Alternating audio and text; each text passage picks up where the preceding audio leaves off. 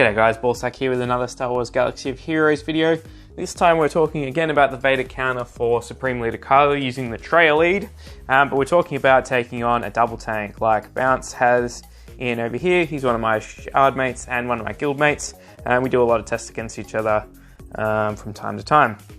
So this team is Supreme Leader Kylo, Crew, Fost, Hux, and Sith Trooper. It's a tough one to beat with Traya.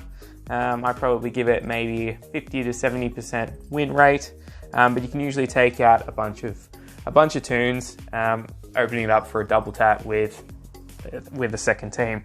So the team I used is Traya in the lead, Darth Vader, Malik, Grand Admiral Thrawn, and Sith Empire Trooper. To win the battle, there's a few things that have got to happen. Malik has to land his first shock on First Order Stormtrooper. If that doesn't happen, you pretty much can't win because you can't get around the taunt. And then Thrawn has to not die too quickly. So let's jump in and I'll show you how the battle works. Even if I lose this one, I'll post this one up just to show where it gets to. So Sith Empire Trooper's in there to eat some of these big hits. And Traya's lead lets him soak it up a bit better with some of that critical damage avoidance and some other mechanics in there.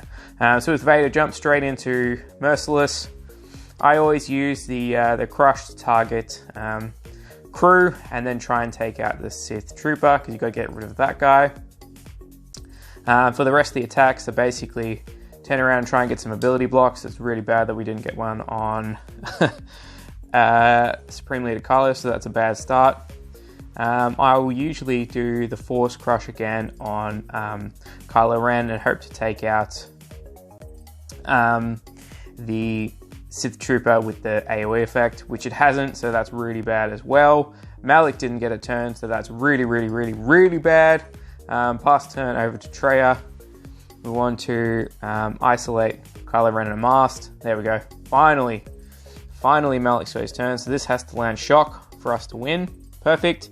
And now we can fracture Supreme Leader Kylo. Excellent. Oh, Sith Trooper did die. Fantastic. Things are looking slightly more up than they were before. Okay, so we use this hit here to take out Hux and get another turn. Go back into Merciless. Ability block over on the First Order Stormtrooper. Get some more juicy buffs on Supreme Leader Kylo. And then hopefully take him out, or very nearly take him out with that blow. Perfect. So this has actually worked out perfectly. Even if it doesn't work out perfectly, you can still at least take out most, if not all, of the additional units in the team. Sometimes you're left with Kylo Ren unmasked and Supreme Leader Kylo, which isn't too bad of a cleanup, really. This has worked out pretty ideally. We've knocked it all the way down to just Kylo Ren unmasked, obviously, and a big hit on Supreme Leader Kylo. We'll knock him out in a second. He's a tough little cookie, old mate. Kylo Ren unmasked, we should knock him out with this blow. Or do we want to go back around and see if we can get a really big hit on him? Let's see if we can get a really big hit on this guy. Oh, we should have healed him up a little bit there. Let's get rid of the cooldowns, just isolate him again. Yeah, that's fine. Yeah, whatever, who cares? Okay, here we go.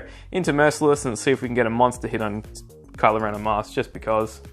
Finish it off. Yep, fairly big, not too bad. But that's how this counter works. So if that shock doesn't land on First Order Stormtrooper, you're in big trouble. That shock needs to land or else his taunt gets in the way of fracture. Other than that, pretty much that's how it works. Even if it goes really badly, you can usually take out most of the side tunes, which makes it a pretty good counter if you're going to use it in Grand Arena or Territory Wars, and you can win this battle as I just showed. Cool. Thanks guys. Cheers. Bye.